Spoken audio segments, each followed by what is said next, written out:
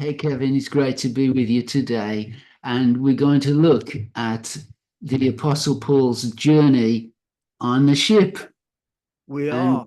we've entitled this little Bible study Sailing, Yeah.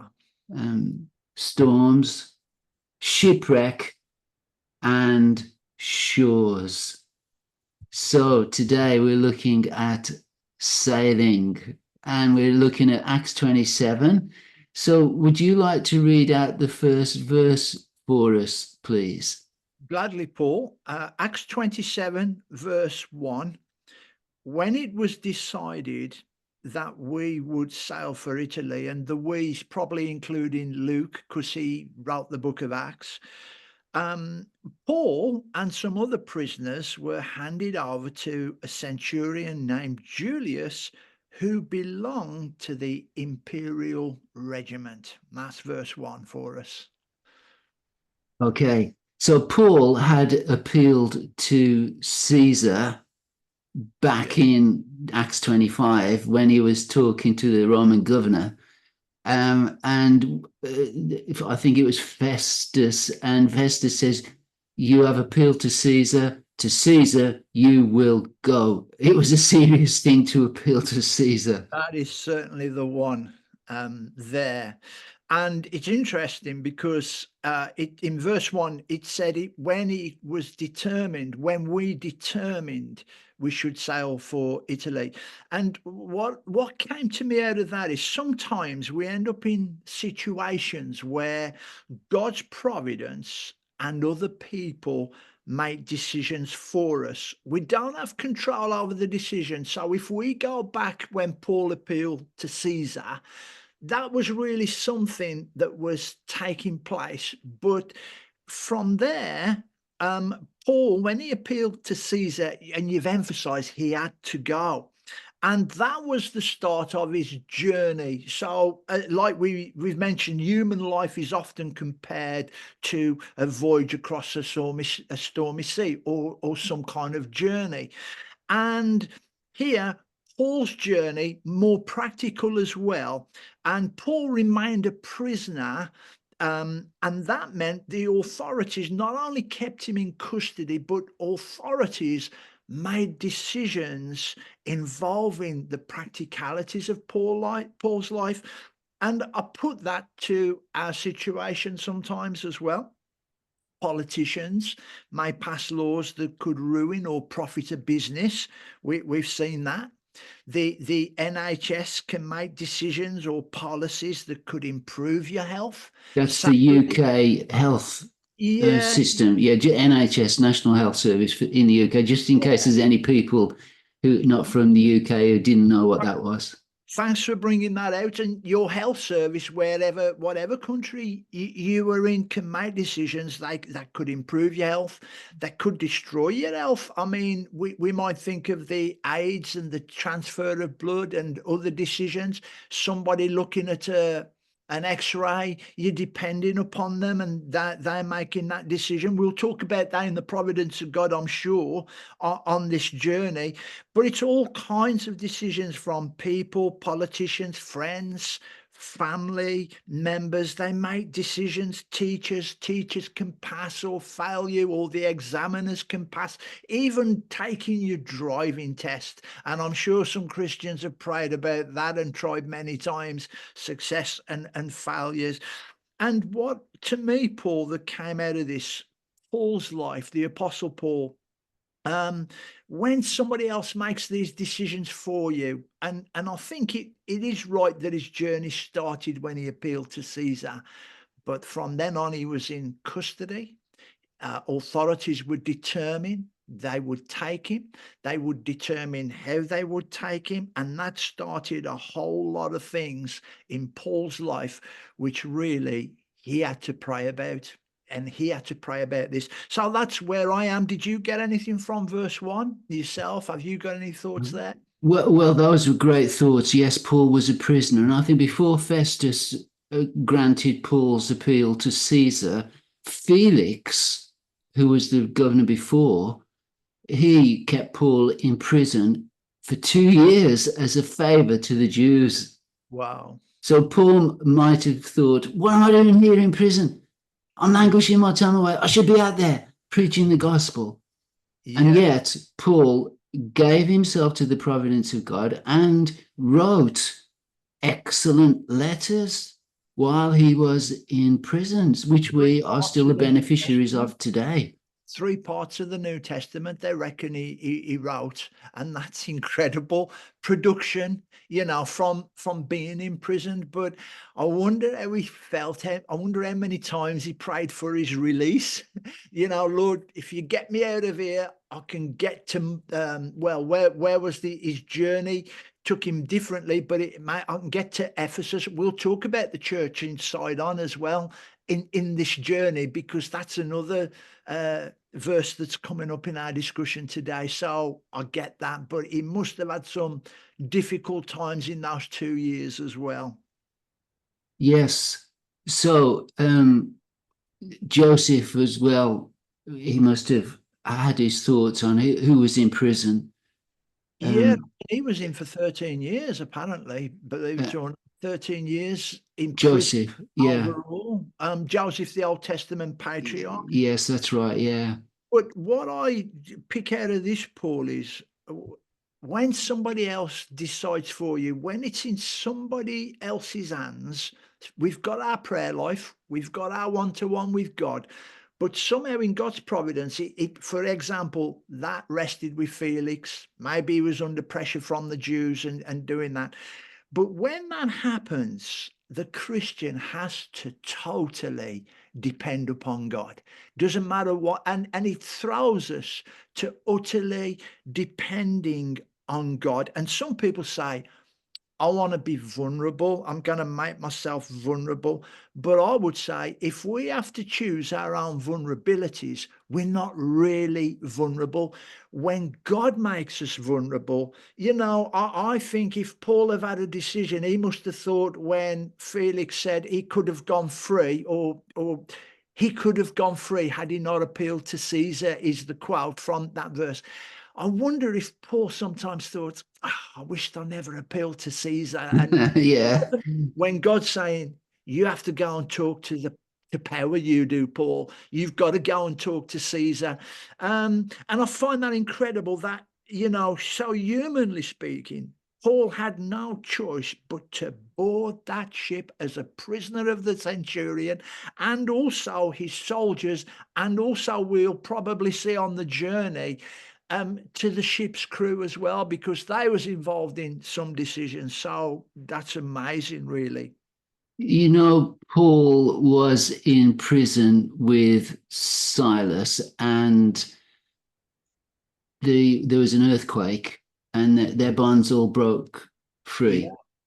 And the jailer was about to kill himself because he thought the prisoners had got away, and Paul said, "No, don't."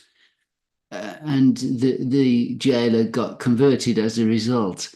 But the next day, the jailer said, "You're allowed to go free."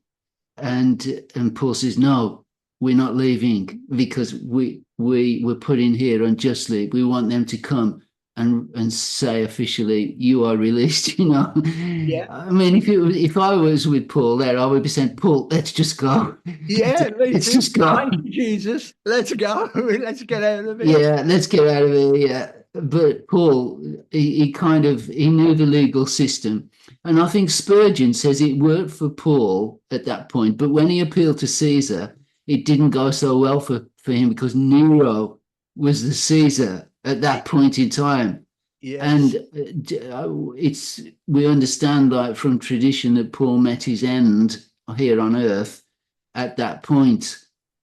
Yeah, again, we throw ourselves totally on God, because it seems as though, and we know, all things work together for good. The decisions we make, which we think have been successful or not, the not so good decisions, he said, all things work together for good for those that love God and are called according to God's purpose. And Paul was called to a purpose. And sometimes it's as though God can do probably something special through our bad decisions, or ill-timed judgments. We don't know until we get to glory. We don't know. But one thing I do know is we definitely have to depend upon God. And you look back, and maybe we could find little times I shouldn't have said that. I shouldn't have done this, or I should have gone for that interview at, at that college, or I went to the wrong church, or however it is. God's good and his grace is Okay. So, second verse, we boarded a ship from Adramyttium about to sail for ports along the coast of the province of Asia, and we put out to sea. Aristarchus, a Macedonian from Thessalonica, was with us. You read that very well and pronounced that word really good. So I did it slowly. God bless you on that one. Um, yeah. Now, I've just got a couple of small thoughts on this, Paul. But for me, the port of what we'd say embarkation.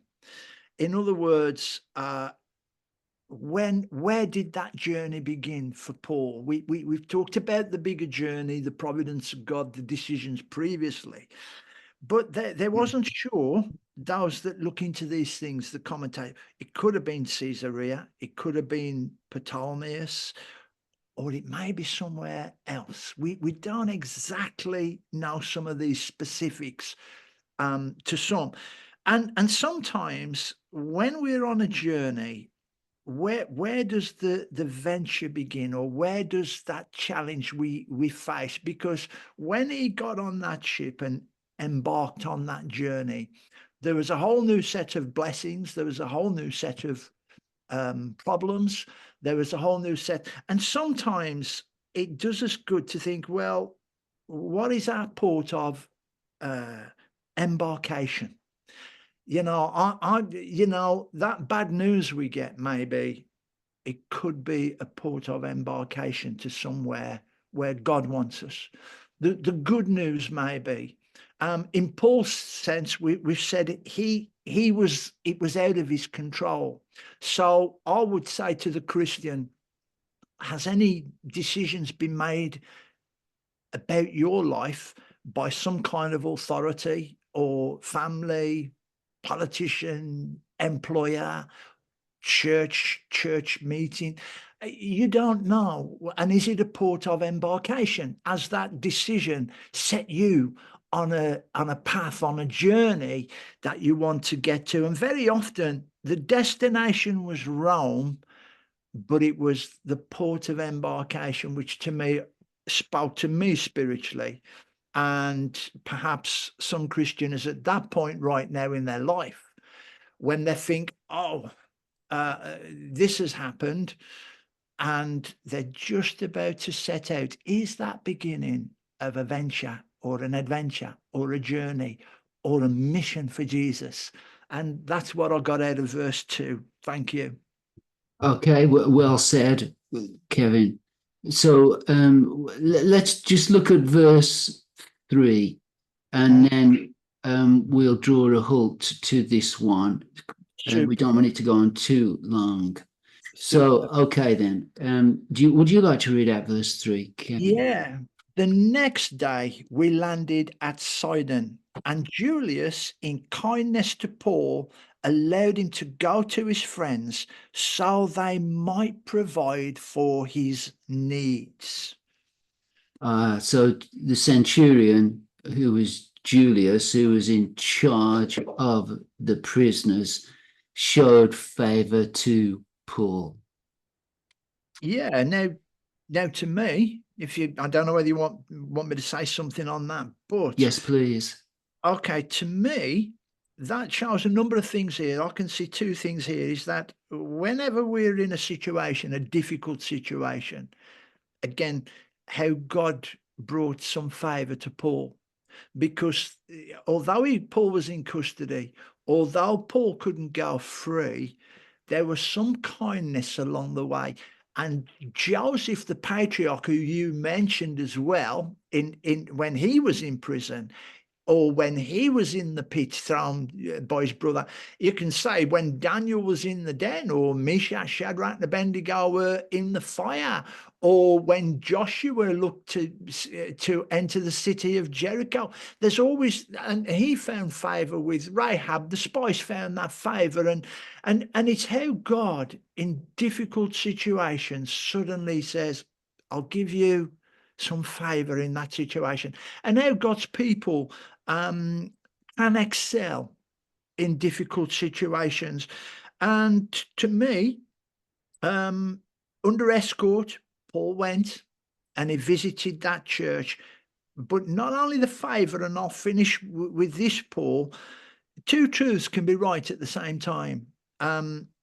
Captivity, yet free to visit some friends. And they were both true. He was captive, but he could enjoy that hospitality. And I'll finish by saying, I like how God always puts some Christians, or often puts some Christians in your path when you are on a difficult voyage through life. Things were going not the very necessarily the best for Paul. And then all of a sudden, maybe it was a church Paul helped plant. We don't know, that church of Sidon, but there were some Christians who not only could Paul find access to and fellowship with in that situation, but who would have said the right things, would have encouraged him, maybe would have given him something, provisions, maybe would have given him some news that he wanted to hear, and so forth. We don't know. But I like how God puts people in your path when you need them, especially believers. And Micah, I think it's 7, chapter 7 came to me while you were saying that, which says, Rejoice not against me, O mine enemy. When I fall, I shall rise. When I sit in darkness, the Lord shall be a light unto me. So even in darkness, we see those rays of light coming, that kindness from the Lord. And we recognize that though we're in a grim situation, yet we still see those rays of kindness coming through from heaven above for us. Yeah, it might be. If any Christians listening to this, I just wondered, if you're going to make any comments, could you tell us how you was in a difficult situation and God put a Christian in your path? Maybe not the Church of Sidon, but if God put a believer in your path to help you along the journey, that would be great feedback. If perhaps we could get that from some Christian who's listening to this, and if so, drop a comment in the video or something. Yeah, that would be good. Okay, Kevin. So we've got down to verse 3 of Acts 27. And I think we'll draw a line there. Yeah, And because there's quite a lot to digest. there So is. thank you for sharing your thoughts with us. And we'll pick it up at verse 4 next week. Sounds great. Okay. God bless you, Kevin. Every blessing, Paul.